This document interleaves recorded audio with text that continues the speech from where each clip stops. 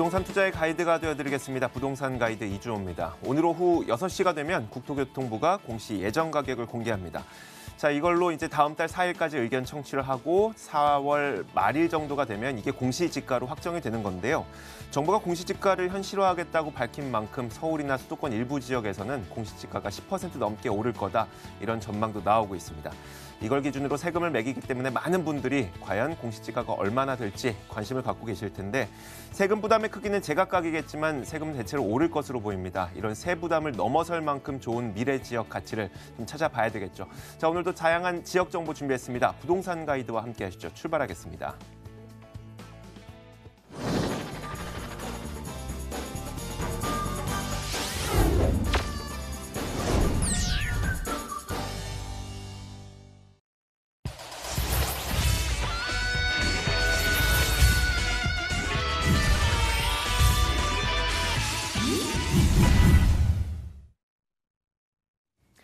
자, 첫 번째 코너는 생생부동산 클리닉 시간입니다. 위버라인 우아미 이사 나오셨습니다. 어서 오세요.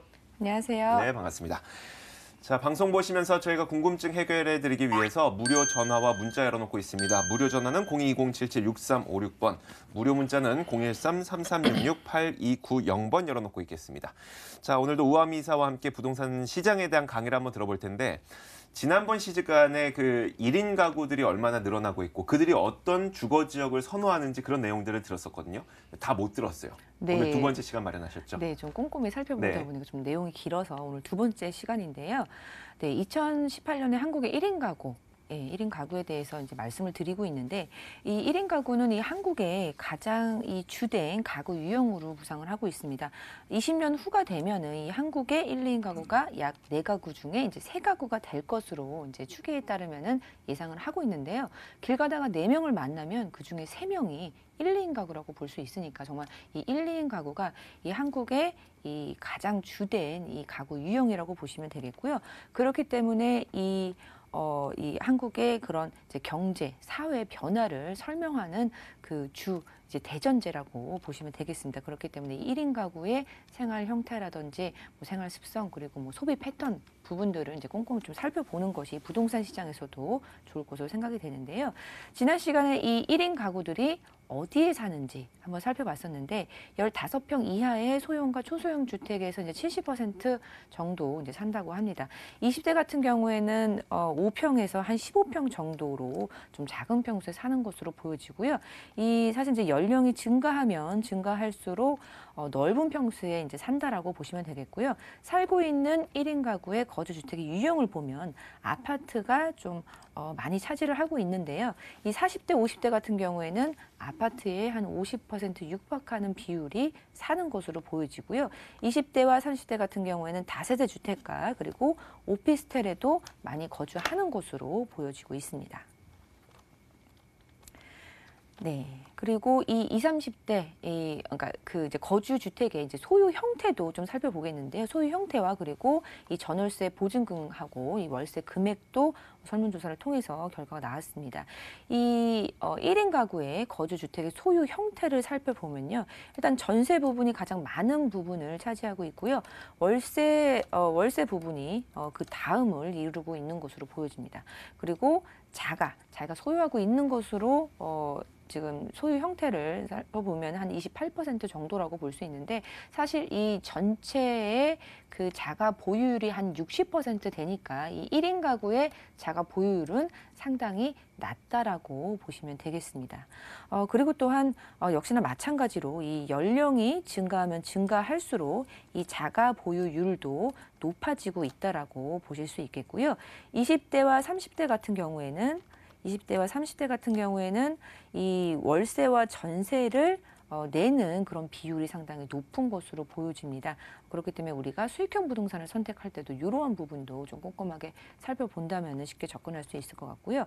그리고 이 전월세 보증금하고 이 월세 금액도 살펴보면은, 일단 전세금 같은 경우에는 이 이제 5천만 원에서 1억 정도가 가장 많은 비율을 차지하고 있다라고 보시면 되겠습니다.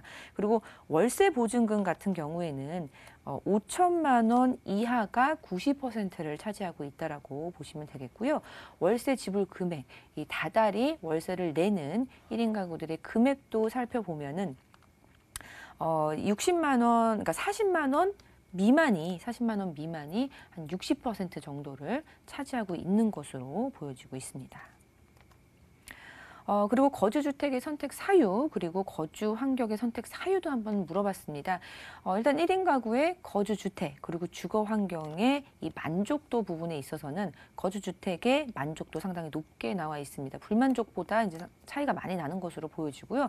주거 환경은 더욱더 만족하는 것으로 나타나고 있는데요. 주거 환경의 만족은 60%가 넘는 것으로, 불만족은 10%도 되지 않는 것으로 보여지고 있습니다. 거주주택의 선택 사유 순서를 한번 보면요. 가격이 제일 큰 요인으로 작용을 했고요. 그 다음에 평수, 집 구조, 채광 순이었습니다. 그리고 주거 환경을 선택한 이유를 꼽는 것을 살펴보면요. 학교랑 직장과의 거리가 가까워서라는 이유가 가장 컸는데요. 그 다음으로는 교통, 그리고 주변 환경, 주거 여건이라고 볼 수 있습니다. 여기서도 우리가 좀 봐야 할 것이 직주 근접의 속성을 많이 가지고 있는 것이 바로 1인 가구라고 보시면 좋겠습니다. 네, 그리고 거주주택의 정보를, 이 거주주택을 선택할 때 이 거주주택에 대한 정보를 어떻게 얻었는지에 대해서도 한번 물어봤는데요. 부동산 중개사에게 들었다라는 게 이제 가장 크게 보여졌는데, 특히나 50대 같은 경우에는 80%가 넘는 것으로 거의 대부분 이 부동산 중개소에서 정보를 얻고 선택하는 것으로 보여지고요. 좀 특이한 점 같은 경우에는 이 친구, 지인한테 들었던 이런 구전으로 들은, 마우스로 들은 그 정보가 굉장히 많은 부분을 차지하고 있다는 것입니다. 50%에 육박하게 차지하고 있다라고 보시면 되겠습니다. 그리고 또한 20, 30대 같은 경우에는 부동산 어플리케이션을 활용하는 그런 비율이 상당히 높았음을 볼 수 있겠고요. 40대 같은 경우에는 인터넷 사이트를 많이 이용하는 것으로 보여지고 있습니다. 그리고 1인 가구들이 이제 많아지고 있기 때문에 이 공유주택, 주택을 쉐어하는 쉐어하우스 개념의 그런 공유주택도 많이 나오고 있는데요. 이 쉐어하우스에 대해서 이용 의향을 물었습니다. 이 남성과 여성 그리고 연령에 따라서 좀 다르게 나왔다라고 볼 수 있겠는데요. 20대의 이 남성과 여성 같은 경우에는 이 여성보다는 남성이 좀 쉐어하우스에 살 의향이 있다라는 것에 좀 호의적인 것으로 결과가 나왔습니다. 그리고 연령대를 보자면은 20대 남성 같은 경우에 제일 이 쉐어하우스에 호의적으로 보여줄 수 있겠고요.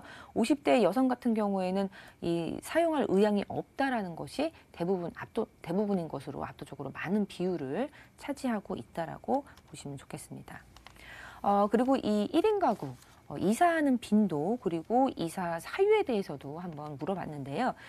이사 빈도 같은 경우에는 2년에 1회 정도 이사를 의향이 있다라는 이사를 하고 있다라는 것이 20, 30대에서 주로 나타났습니다. 20, 30대가 좀 다른 연령층에 비해서 좀 이사하는 빈도가 높다라고 보시면 되겠고요. 이사를 하는 이유에 대해서도 물어봤는데 가장 큰 이유는 더 좋은 거주지가 나타나서, 예, 그렇게 보실 수 있겠고요. 20, 30대 같은 경우에는 더 좋은 거주지로 움직이겠다라는 의향을 가진 그런 비율이 50%가 넘는 것으로 상당히 이사할 그런 그 빈도수가 이제 높다라고 볼 수 있겠고, 전월세 그 금액 때문에 움직인다는 비율이 50대에서는 좀 높은 것으로 나타났습니다. 그리고 또한 20대 같은 경우에는 학교랑 직장 때문에 움직일 의향이 있다라는 것도 다른 연령층에 비해서 좀 높게 나타난 것도 좀 특이한 점이라고 볼 수 있겠습니다. 네, 그리고 현재 익숙한 활동과 이제 향후 희망 활동에 대해서도 물어봤는데요. 여기서 좀 놀라운 것은 혼자 식사하기가 가장 익숙한 활동이라고 합니다. 사실 예전에 저만 해도 이 혼자 식사하는 게 좀 창피하다거나 좀 불편한 그런 감이 없지 않아 있었었는데요.